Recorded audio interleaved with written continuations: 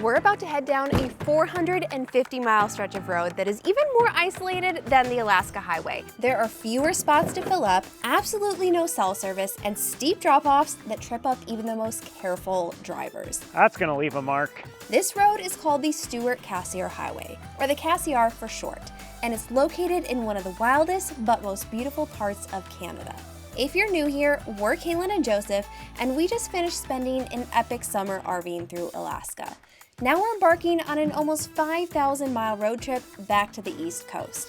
But instead of retracing our steps along the Alaska Highway, we opted for the more remote Cassiar and made sure to fill up our tank before embarking on this new-to-us road, because the Cassiar Highway is one place where you don't want to run out of fuel. So here we go. We're starting the new Cassiar. roads, Cassiar Highway.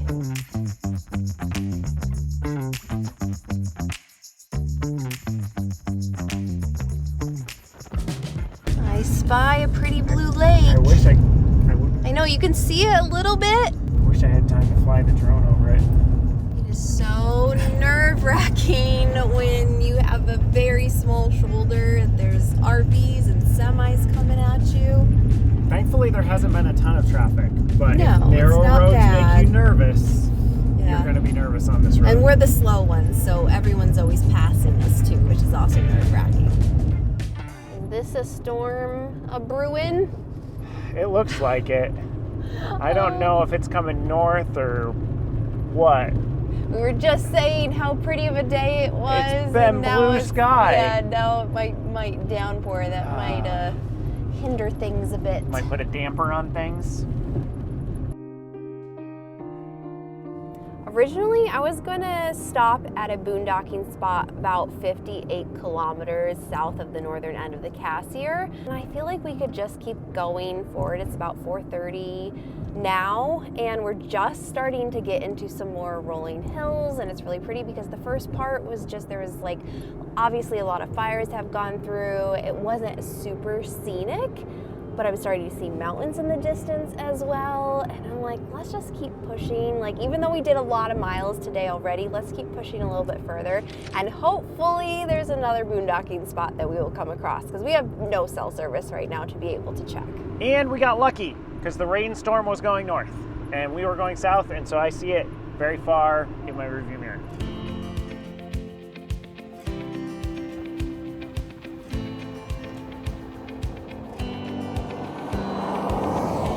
We have been trying to get to this Jade City that I saw somewhere on a website. So we pulled off to check Starlink to see how far away it is to make sure that we can actually get there tonight, because I think there's free parking in a shop there. It's literally 1 minute away. Like, if we had just kept going, we would have found it. But no, we stopped. We did a whole making of dinner. 1 minute away. Think I can eat my supper before we get to our destination? You better shovel it. It's world famous. I think this must be the store. Hopefully there's a spot. Look at all that jade.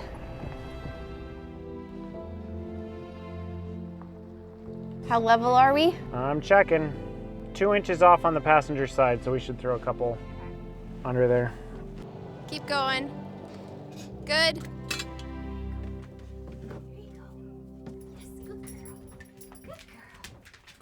Let's go check out this jade shop. I'm down. Let's see if we can get some jade. Get some jade. That must be what it looks like unpolished. Oh, it's so smooth. Yeah. I did not expect that to be smooth. Super smooth. It's like, it feels like quartz. Is jade like is jade basically green quartz? I don't know.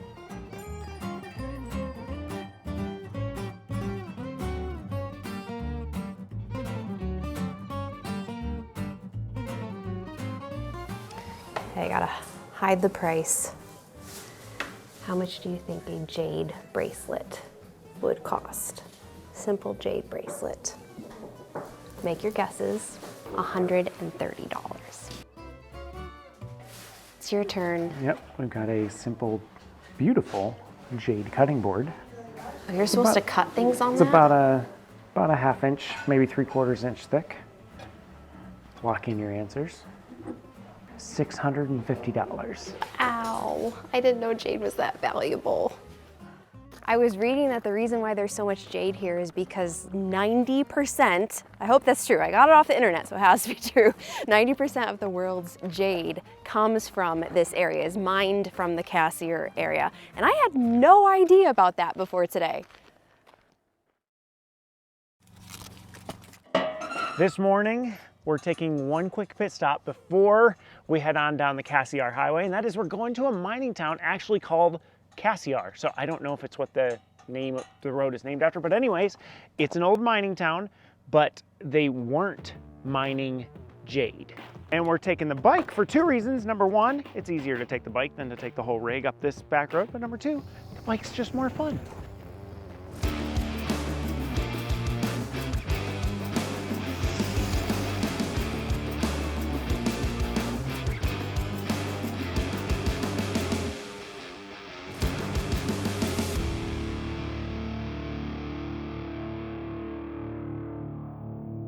I already feel myself getting cancer.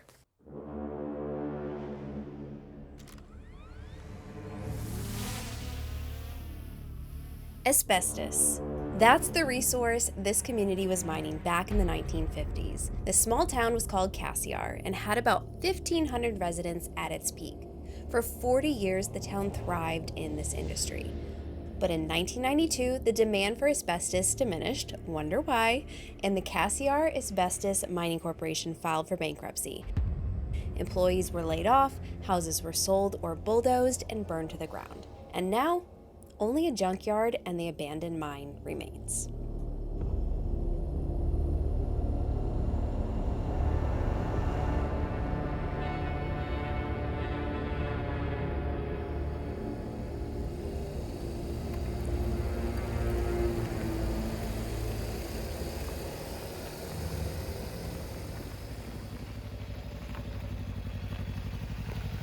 Well, that was a fun off the beaten path adventure, but it is 11 o'clock and we have 280 miles left to go today. So we've got to book it. I think the stretch that we are doing today is going to be the most scenic from what I've seen. There's a lot of lakes. We're surrounded by mountains. So I'm really excited about today's drive. By my calculations, if we average 40 miles an hour, including stops, we will be pulling into our boondocking spot at 7 p.m. Kalyn was hoping we'd be there by 5, which means we have to average about 57, 58 miles an hour, including stops. I don't think that's going to be possible.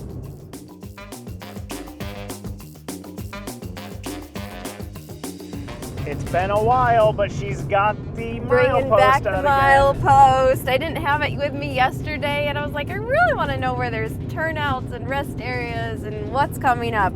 So now I feel a lot more informed. As far as road conditions on the Cassiar, and I think I'm saying that right now. I know, we've been saying Cassiar, and Canadians that we've overheard have said Cassiar. So. And we're like, oops. So if you've already left a comment, we corrected it later in the video.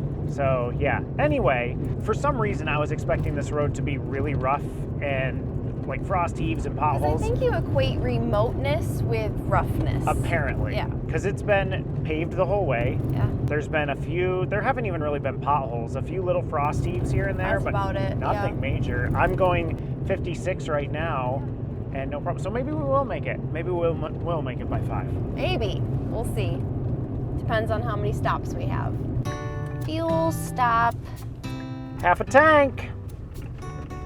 We could make it further. But I don't think there's another place until we make to like the turn off to go to our boondocking spot, which is about 200 miles. Yeah, about 200 miles away. Yeah. Yep. So this is a good idea.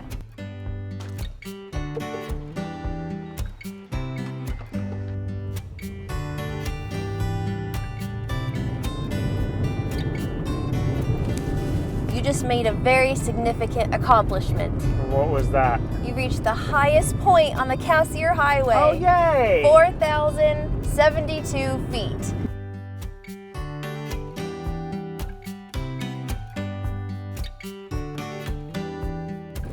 We lost our pavement.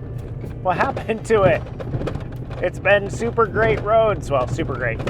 Fairly great roads the whole way, and suddenly it has turned to absolute pot. I think I did read that there was one gravelly section, so this must be it. How long is said gravelly section? I'm not sure.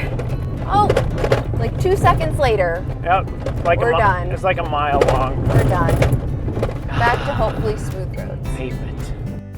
Earlier on, we said that the Cassiar highway was narrow, and if driving on narrow roads makes you a little nervous, then might not be the road for you. Well, we just drove past an example of how narrow the road is. Now, we have to be clear, we're fine. This has not happened to us, but we can show you what could happen. Because the thing with the road is not that it's just narrow, but in so much of the road it's narrow with 4 to 5 foot drop-offs, or sometimes even more on either side.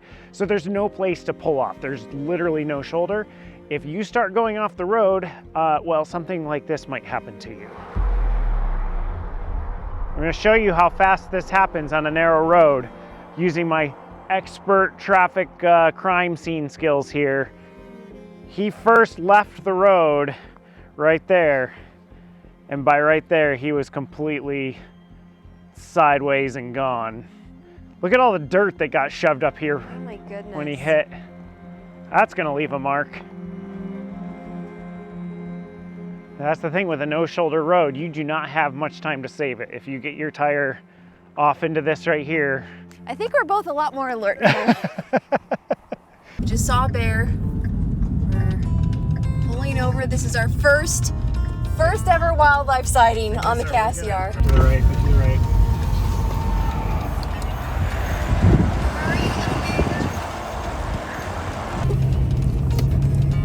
So disappointed.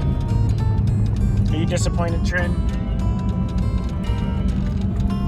We've got another bear. This one looks like a big fat one. Hi, Mr. Bear. Oh, there he goes. Oh. Are you happy now? I am, but what's so interesting is I think the bears on the Cassiar are more skittish than the ones on the Alaska Highway. Because the Alaska Highway, they would just like sit around and munch. They didn't care if you were pulled off on the side of the road. There's less room here, though. True. Like There's not as big of a shoulder. The ones we saw in the Alcan did have more space. Okay, we want to go 37A, so you want to go straight. Wait, straight? Okay. Straight, yes, it's a little confusing. Which means, yes, we are not on the Cassiar Highway anymore. We're going down this side road because 1, that's where our boondocking spot is, and number 2, we have a side trip planned into 2 communities at the end, and we're gonna take you along with us, so stay tuned for that.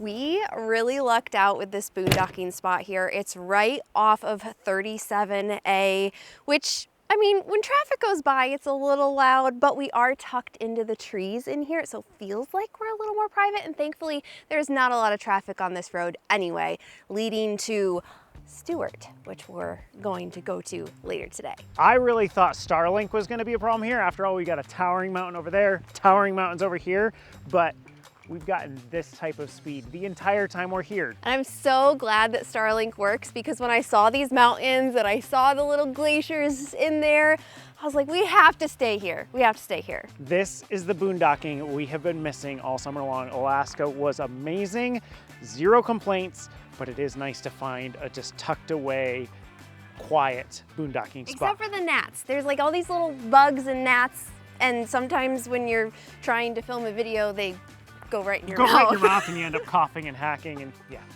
I've got our passports. I know. We need them because we're going back to Alaska. Yes. We just couldn't take Canada anymore.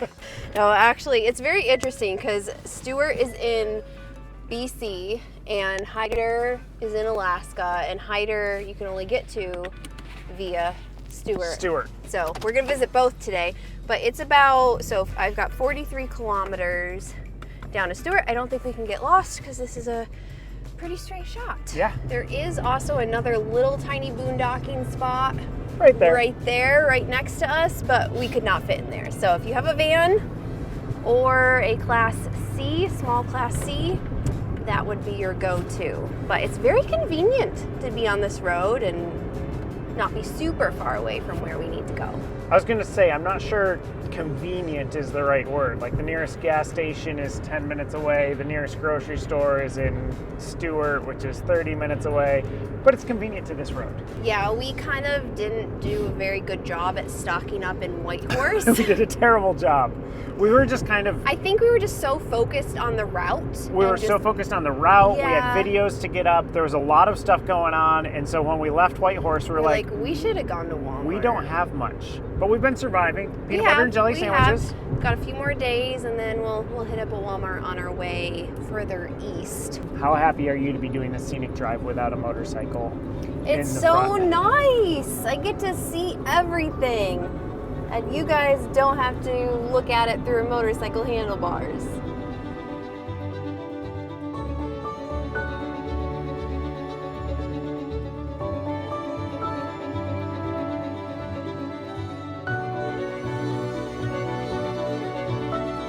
We made it to the Stewart Visitor Center. I want to stop inside because there is like a auto tour brochure that we need to pick up to go up to Salmon Glacier, which looks really pretty. We got our pamphlet. Everything we need to do is in Hyder, so we're headed back to Alaska. Here we go. We don't have to do anything this direction, right? No. So why is this person stopping? I don't know why they're stopping. But yeah, when you go into Alaska through Hyder, you do not have to stop at Border Patrol. But when you come back, that's when you have to stop. That's when we need our passport cards. I guess they figure people that are sneaking into Hyder are like,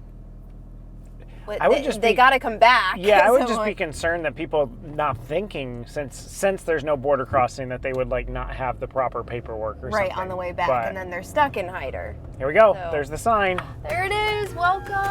Oh, he's got to pass there. Welcome to Hyder, Alaska. We're back in Alaska.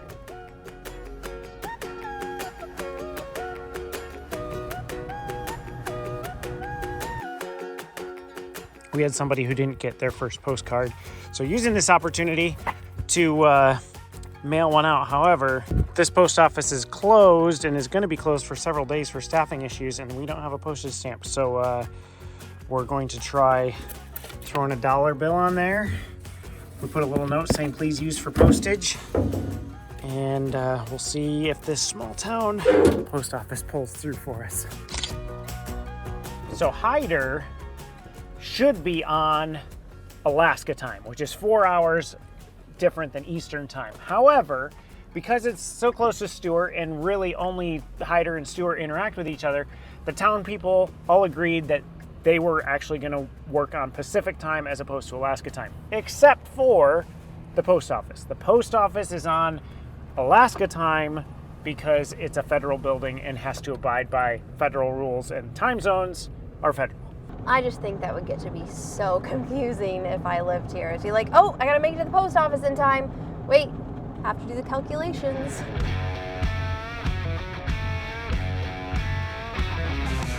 The whole point of going through Stewart was to obviously get that auto guide brochure map to get us to Salmon Glacier, which I thought was right outside of Hyder, Alaska. I didn't think it was 34 kilometers away, so we gotta drive a little bit to find it. Joseph is cruising along this road because he's trying to make sure it doesn't take an hour to get to the glacier, but there's a lot of potholes. I grew up on dirt roads that were worse than this. This is better than Pecos, better than McCarthy. Still a little bouncy though. You're a lot more free to just go, I guess, when you don't have the trailer behind you. No trailer. But we are in Canada again. Again? Yes. So in this little tour guide, there's numbers that correspond to like posts, and it said we had crossed the international boundary again, which I guess makes sense because Salmon Glacier is the 5th largest glacier in Canada, and we were in Alaska, and I didn't put 2 and 2 together. So now we're back in Canada. So we're gonna have 4 border crossings in one video today. Exactly. Because we went from Canada to Alaska and now back to Canada, and then we got to do all that in reverse. They're not going to check our paperwork until the last one. The last one, yeah. Oh my goodness, seriously. All right, changed my tune. This is worse than McCarthy. I wouldn't ever consider bringing the rig up this road. I still don't know if it's worse than Pecos though, but it's rough. I wouldn't bring a car up this road, to be honest. Oh goodness. They said you didn't need 4x4 clearance. But but you kind of might be want helpful. to. I peep the glacier. That is spectacular. Wow. Not gonna lie, when we first spotted the toe of the glacier, which is the end, it didn't look like we could really get down there at all, and there weren't like many epic photo spots. We were confused because there's a picture that made it look like you were going to be walked up to the toe. So we thought, we were like, do we just turn around? Like, what? We considered it. But we came up to the summit, and this is what we were met with.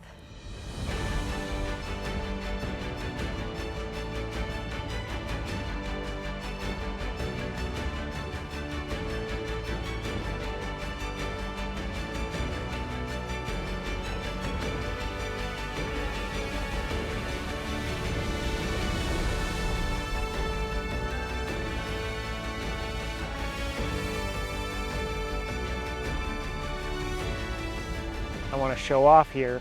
Those black spots on the edges, those are moraines. You know your glacier terminology. That's where it ends right there. That's all I got. That's what we learned on our Route Glacier tour. And also, there's probably some mulans in there too.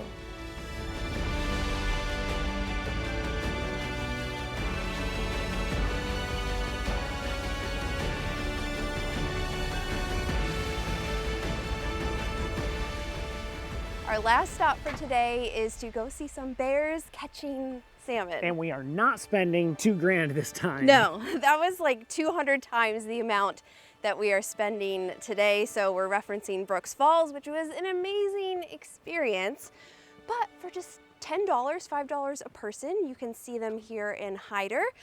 I hope we see bears, but I also hope we don't see bears because I want to make Brooks Falls feel like really epic and worth it. Well, we don't have the giant zoom lens today, so that right there, Brooks Falls totally worth it. Okay, thank you. Something zooming up and down the creek here. Yeah, but no bears.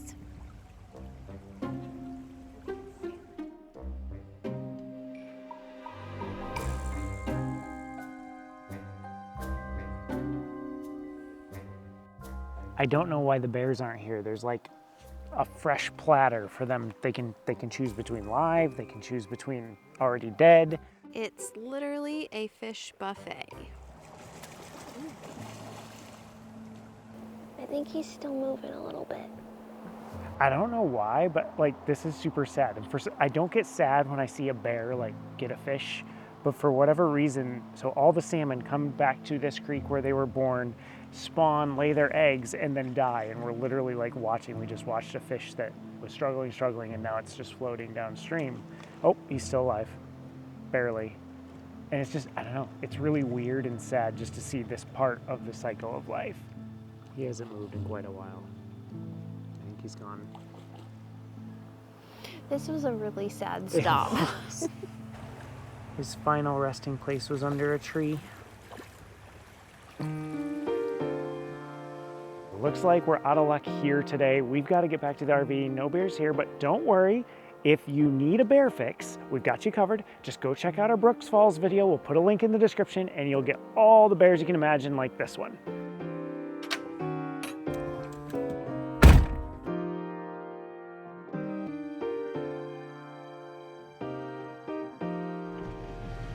Hello. Hello. What's home for you folks? Where you live? Florida. Where are you going now? We're on our way to New York and then Florida. So where are you going to stay overnight?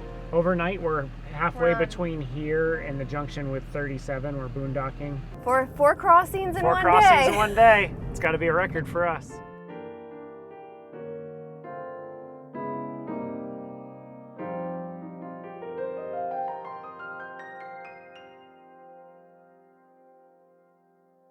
Well, this boondocking spot has been absolutely refreshing for Kalyn and I, but today we've got to make some tracks. We got to finish the Cassiar. And if you're like me and can't remember whether it's Cassiar or Cassiar, just remember, this is the route the pirates take, the Cassiar. Once we get to the junction of this road and the Cassiar, we have less than 100 miles to go to finish it.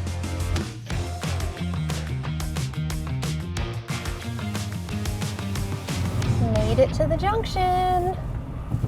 We got to get fuel here, but I have to let you know, I have been feeling really Canadian. I love the Joe Louis bars, caramel or caramel bars. They're delicious. Kayla and I both love the all dressed chips.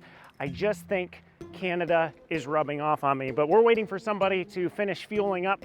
So I figured I would kind of help you out if you're ever taking the Cassiar and you're wanting to go to Stewart or Hyder.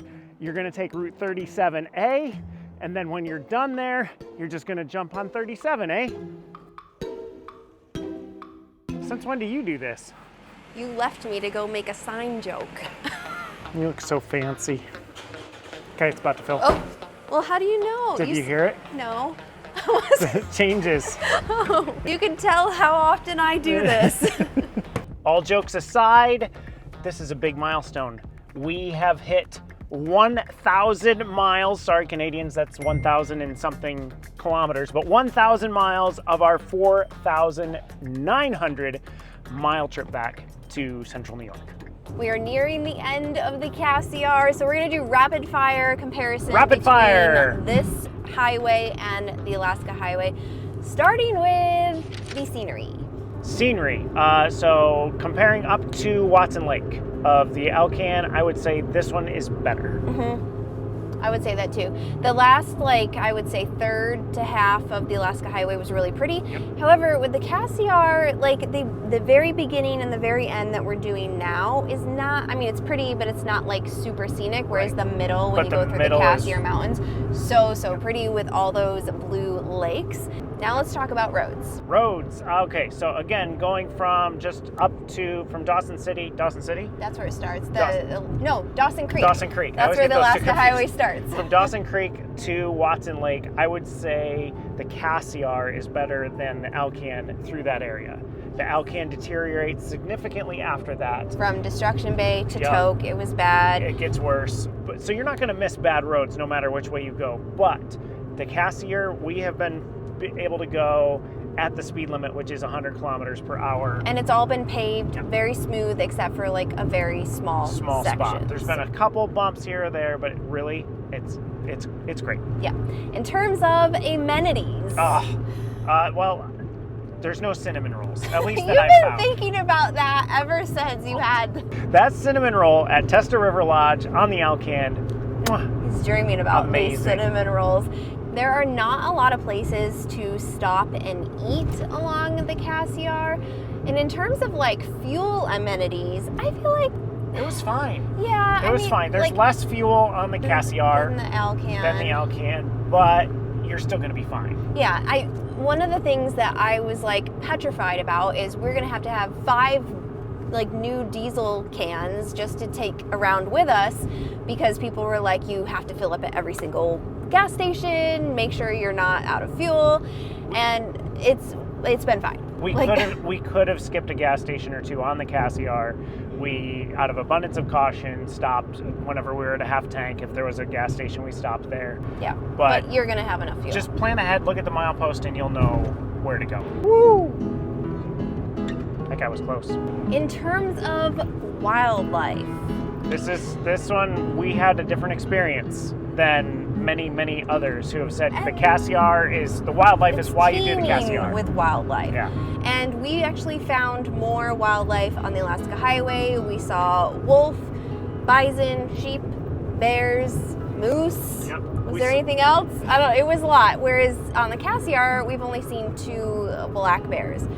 And they both ran away pretty quick. They were very skittish. Now, it may have something to do with the time of year. We're doing the Cassiar in early September, whereas we did the Alaska Highway in early June, so take that into consideration. Plus, wildlife is just unpredictable, and you never know. Yeah, you never know.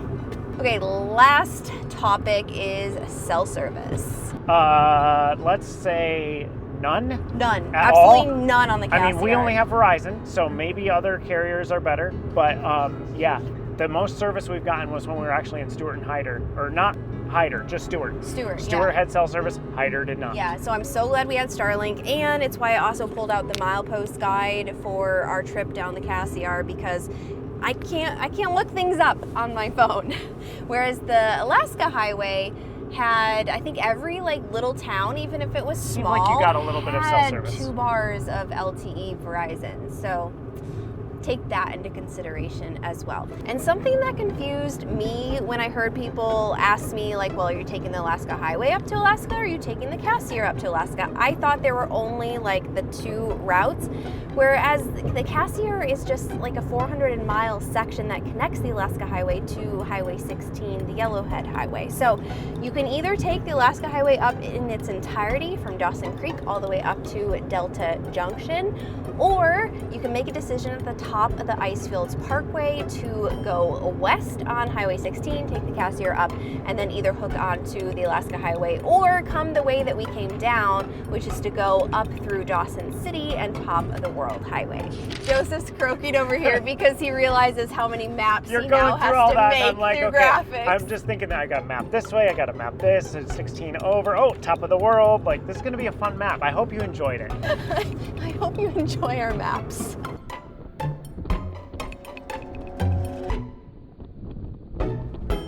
And that's the Cassiar! And that brings us to 1,100 miles on the mileage tracker. Just 3,800 to go. We're so There's close. so close. much, but we still have to continue on. We're gonna catch up with you guys next week. But if you want to see what the Alcan looks like from our perspective, we will put a video up here for you to watch next. I don't know why this just feels like more of an end to the Alaska trip than crossing into Canada. It does. I think because of that sign. Yeah. It's like north to Alaska. Yeah, we were at the Dawson City, or Dawson Creek. I always get those confused. I know. The Dawson Creek sign, and that started it. Yeah, the trip's done.